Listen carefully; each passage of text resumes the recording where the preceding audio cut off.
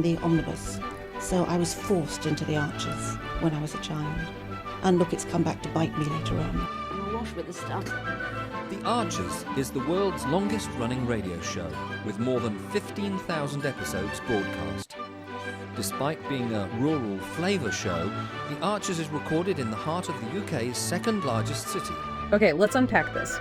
For this deep dive, you've shared some really interesting source material with us. It's not the usual thing, not articles or reports this time. No, exactly. We're working with audio excerpts, actual recorded conversations, all from one particular day, apparently. Right, little snapshots like windows into different moments, capturing bits of life, worries, how people handle things in their community. That's a good way to put it. Snippets of life, concerns, the pressures people are under. So our mission here is to jump right into these conversations, really pull out the key points, and try to figure out the anxieties, dynamics playing out. And see what insights they give us, about community life, personal stress, and how feedback, whether you ask for it or not, how it affects people. Yeah.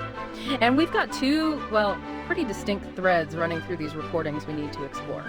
One focuses on a local business, the challenges it's facing, and the maybe surprising results of asking for customer feedback. And the other thread takes us somewhere much more private, looking at parental concerns that get stirred up by some feedback about a child. Quite different scenarios, but maybe some connecting themes underneath. Let's start with that first one then, the village shop.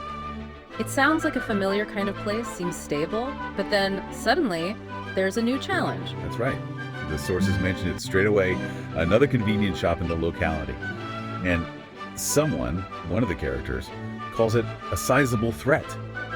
It's a hold back. Sizable threat. And then another voice takes it even further, suggesting it could be an existential threat. That's strong language. It really is. It frames this new competition as like a genuine danger to the shop just continuing to exist. Underscores the stakes, doesn't it, for what feels like a cornerstone of the community. Definitely. And so their strategy to fight back, it's a customer survey. Ah, the survey. And the way it's introduced is kind of interesting. Initially described as compulsory. Yeah, a bit playful maybe, but then quickly softened to very strongly recommended for their valued customers. Just a little nudge to get people to fill it out. And it sounds like people did get involved, offered quite a range of suggestions, didn't they? Described as a bit of a brainstorming session. Oh yeah, some were, pretty straightforward business ideas. Yeah. Things like cutting prices. Makes sense. Or loyalty cards, standard stuff. Right. But then others were a bit more ambitious. We hear talk of EV charging stations. Really? Okay. And keeping the shop open practically 204/7. Someone was aiming high there. Demanding longer opening hours, yeah. Dreaming big. And then, of course, the classic makeover. You mean the lick of paint, brighter display shelving, new flooring, that kind of thing. Make the place sparkle. Exactly. Give it a refresh. But maybe the most inventive suggestion was about a new shop bell. Oh, the bell. Not just any bell, apparently. Definitely not the old dingle, dingle, dingle. No, the ideas got really specific. Someone suggested a quacking sound. A duck. Okay. Or a horror movie creak, which is quite a choice. Wow. Or, and this is maybe the most chaotic, changing the sound every day just to keep us on our toes. That's amazing. A moment of, unexpected humor in what sounds like a pretty tense situation for the shop. Yeah, bit of levity. But, amongst all these different ideas, the survey apparently revealed a running theme throughout. Okay, what was that? Friendliness. That was the word used. Friendliness, or reading between the lines, perhaps the lack of it. Precisely. That seems to be the implication from the feedback. It wasn't about the stock or the hours, it was about the human touch. And that brings us to Jim. He's the one managing the survey, right? And having to be the friendly face of the shop. Yeah, and you really hear his struggle with that in the recordings. He calls it, frankly, exhausting. That constant performance. This unnecessary obsequiousness, as he puts it. He describes himself just stood here grinning like a damn fool. You can feel the strain. Like he's playing a part that just doesn't fit how he's actually feeling inside. Exactly. And that pressure, that internal conflict, it really peaks during this specific incident with Lillian's survey score. It's a short moment, but it's packed with tension. Right, Jazzer wants to see the score, there's this build-up. And the first reaction we hear is just pure drama. -10. -10, and someone declares, downright rude. Oh, wow. Imagine hearing that about yourself or your shop. Total panic for Jim, surely. But then, almost immediately, there's a correction. The score isn't -10, it's actually 3. 3. Okay, so what does 3 mean? Well, Jim, sort of regaining his balance, explains their scale. 3 means averagely friendly. Just average. Neither friendly nor unfriendly. Right. But even as he corrects it, the underlying anxiety is still right there. He immediately connects it back to the shop's big problem. Saying something like, either way, that's not going to save the village shop, is it? Exactly. Even average feels like failure when you think your whole business is on the line. And what's really interesting is how, after that moment, Jim seems to just let go a bit. He actually admits the pressure Jazzer put on him was intolerable. Yeah, there's this huge relief almost. And he sort of reverts back to, as this source puts it, the grumpy old Jim we know and love. Like dropping the mask was free. This whole sequence is fascinating. From the big existential threat down to worrying about a 3 on a friendliness scale mixed in with quacking bells. It really highlights the complex pressures on small businesses, doesn't it? It's not just about the bottom line or the competition. It's the emotional labor, too. That constant demand to put on a cheerful front, even when you're stressed out about survival. Makes you wonder about customer feedback sometimes. Is it always helpful? Or can it just become another thing to worry about, another way to feel like you're failing? Especially when the stakes feel so high, and the cost of wearing that mask, the forced smile day after day, it just shows how much anxiety can be hidden just beneath the surface. Which, in a way, leads us into our second thread from the sources. We shift focus quite dramatically here. Yeah, moving from that public pressure on the business to something much more internal, much more private. Parental worry. This conversation is between parents and someone from a nursery talking about their child, Martha. And it starts off sounding really positive. Very positive. The nursery staff mentioned Martha gets on well with the other children. She's full of energy. Curious about how things work. And they make that nice link to her mother, Alice, being an engineer. And she's extremely confident on some tasks. It sounds great, honestly. It does. But then, as one of the parents observes quite shrewdly, it feels like there's a but coming. Ah, the inevitable but. And the feedback gets a bit more nuanced. Yeah, the staff mentioned she can lose focus sometimes. Her concentration can be a little haphazard. And if she's not really into something, her attention span can be quite short. Okay. Now, based on the audio, the nursery staff seem quite careful in how they deliver this. They explicitly say they tend not to compare them too much because development is such an individual thing. Right, they seem to be handling it sensitively. And their suggestion sounds quite constructive, too. What do they suggest? Working together, basically. If we all work together to get her used to focusing on tasks a little longer, they frame it positively, saying it'll really help when she starts school. So on the surface, it sounds like pretty standard feedback, right? Identifying an area for gentle encouragement, not necessarily alarming. Exactly. It sounds like typical developmental feedback. But what the sources then reveal is crucial. It's about Alice's interpretation. We hear her later talking privately, and she sees this feedback very differently. Very differently. Her internal reaction isn't just, oh, okay, something to work on.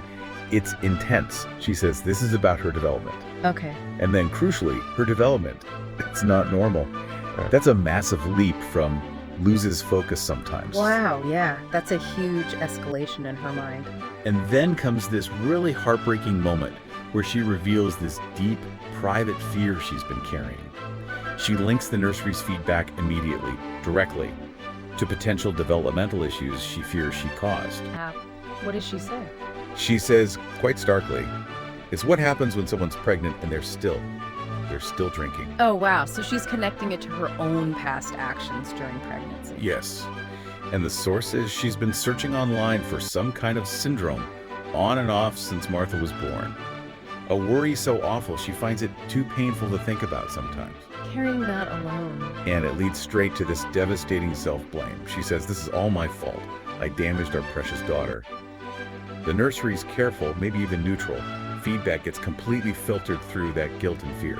That's incredibly heavy. So the feedback just acted as a trigger for this pre-existing terror. It seems so. And this is where Lillian's role in this part of the audio becomes so important. She steps in with just immediate, strong support for Alice. How does she respond? First, She directly pushes back against Alice's fears about Martha's development. She insists that's not true. She says she can't see any difference herself, even says Martha is streets ahead of manga at that age. So a firm reality check trying to counter Alice's interpretation. Exactly. But she goes further than just talking about Martha. She offers this incredibly strong, unconditional support to Alice. Tells her flat out, you have all the support you need, family, friends, we are all here for you. That's powerful, just a direct statement of support. And there's other really key moment where Lillian shuts down any fear Alice might have that Lillian is going to leave the area. She makes it absolutely clear. What does she say? She says, everything I need, it's right here. Family, friends, memories, life. And then, this is my home, Alice. Here with you, with all of you. It's just this solid, unwavering promise. I'm here, we're here. Wow, that's incredibly moving, actually. What a difference that must make. Absolutely. This whole second thread, it really gets to the heart of the anxiety parents can feel around feedback about their kids, even when it's delivered well. It shows so clearly how we can take external information, even careful observations, and process it through our own deepest fears, maybe our past regrets, things we haven't dealt with. Alice's reaction isn't really just about Martha's focus, is it? It's tangled up with her own history and guilt. And the idea of her carrying that worry alone for so long, secretly searching for syndromes, it just underscores how vital support is. Someone to challenge your interpretation, but mostly just to be there. Someone who can say, I hear your fear, but I don't see it that way. And you are not alone in this. So, thinking about these two situations we've unpacked from the sources, Jim at the shop feeling crushed by the public pressure for friendliness while facing this huge business threat. And Alice, interpreting fairly standard nursery feedback through the intensely private lens of her past actions and deepest fears. They both really show how external pressures, whether it's market forces or developmental comments, can collide with our internal anxieties, our fears, our sense of self-worth. You see that stark contrast, ain't you? The forced smile versus the internal agony, the gap between what's actually said or observed, and the story we immediately tell ourselves about what it means. Especially when we feel vulnerable. Jim feels vulnerable because the shop's future is uncertain, so average friendliness feels like a disaster. And Alice feels vulnerable because of her past, so short attention span becomes confirmation of irreparable damage she fears she caused. It really makes you think about how much our internal state, our own worries, our insecurities, shapes how we react to everything that comes at us from the outside world. Absolutely, which perhaps leaves us, and you listening, with something to mull over. Consider that difference, the difference between the factual information or feedback we receive.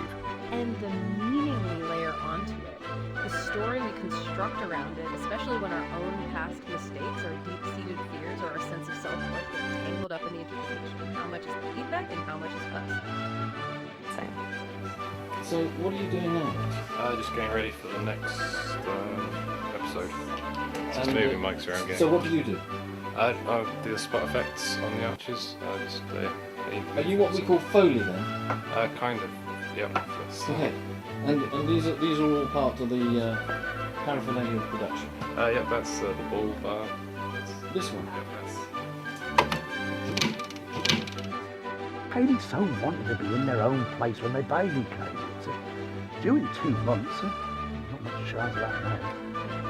But, I mean, it would have been a stretch from financially, mind you.